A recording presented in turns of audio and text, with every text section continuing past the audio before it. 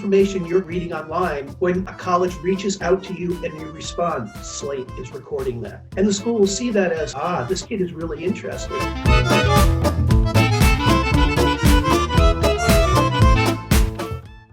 So we're going to move forward here and start to talk about how to demonstrate interest in your research. And first off, wanted to give people just a little sense as to what we mean by this idea of demonstrated interest. And learning more about the school is not the only goal of college research, right?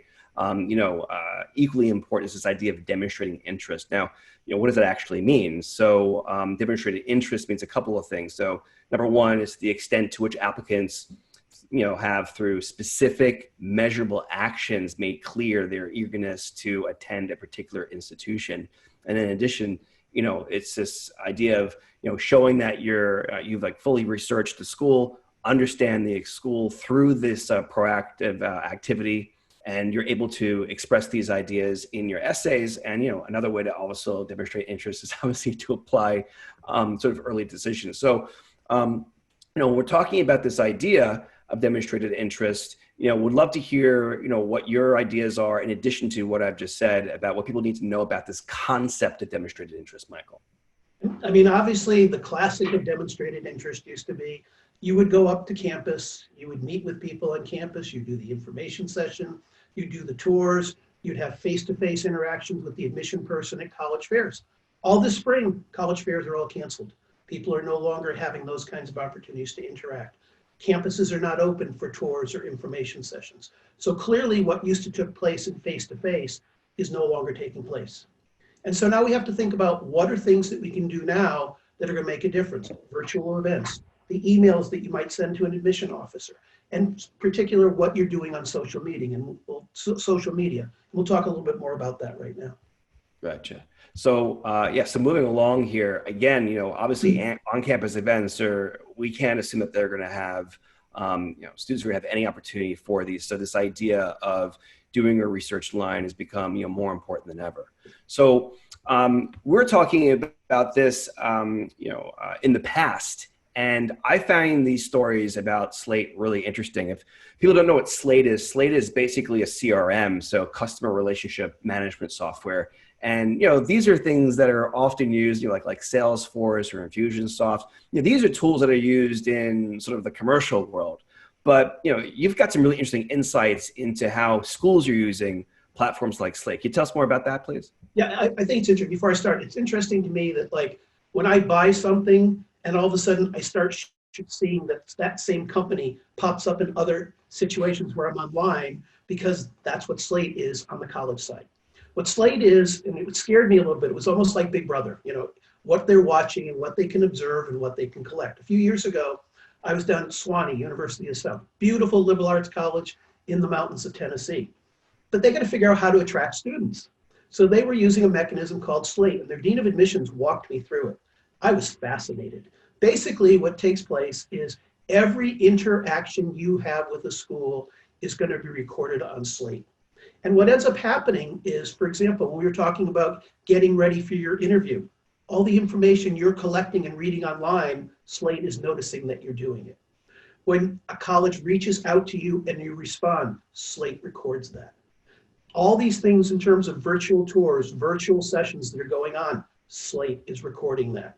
So all of a sudden you have this database that the school is piling up of the number of times you've been in contact with the school or looked at the school, and the school will see that as, this kid is really interested, versus the kid who looks one time and sends an application and there's really no relationship or contact with that school.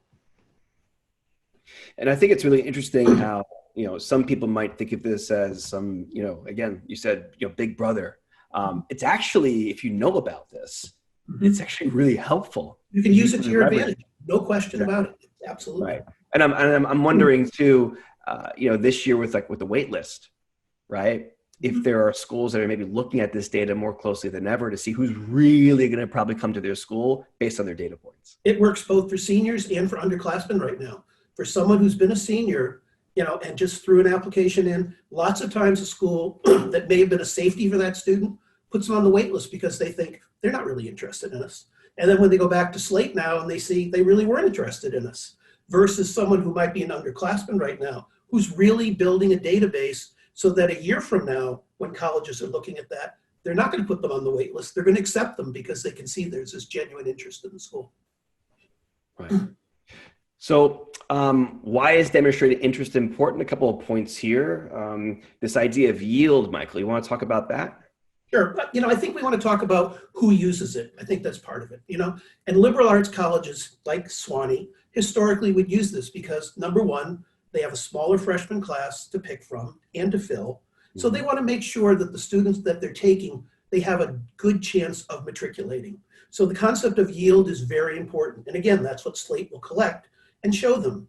And many times, as we said before, that could be the thing that makes or breaks a student in terms of that genuine interest in that. I think larger universities, not as important. But for liberal arts colleges, clearly important. That being said, some larger universities will look at it. We talked yesterday about Michigan. The University of Michigan, you can tell a story about that yourself, Chris, in terms of what goes on.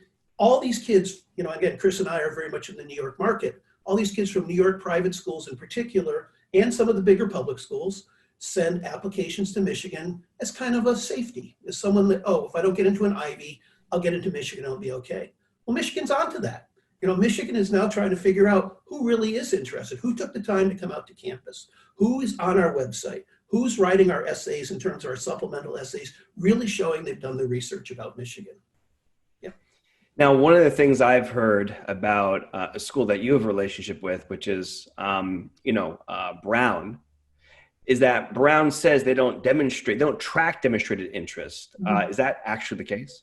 Yeah, I don't want to pick on Brown, but I think it's probably a common denominator in a lot of the Ivy League schools is because they feel like they're going to fill their class. Tracking interest in terms of who's been on our website, who's come to campus isn't as important. Unfortunately, I think what they start to track is, did mom and dad go to school there? Are you connected with someone who is a significant donor to the school? Is there someone weighing in on your behalf? And sadly, I've seen kids be accepted that are clearly not as strong academically as other schools that other students at Ivy League schools have passed by. So I think demonstrated interest may also be sometimes who you know as well as what you actually did to demonstrate interest. Got it. So how do I demonstrate interest? How do we actually do it? So these are some things that I have collected through different conversations with, again, mentors, best practices. So this idea of attending virtual events, emailing admissions officers, obviously learning more about how things like Slate work, and what might be sort of useful there, liking and following on social media, joining the mailing list. That always seems to be something that, people like you recommend.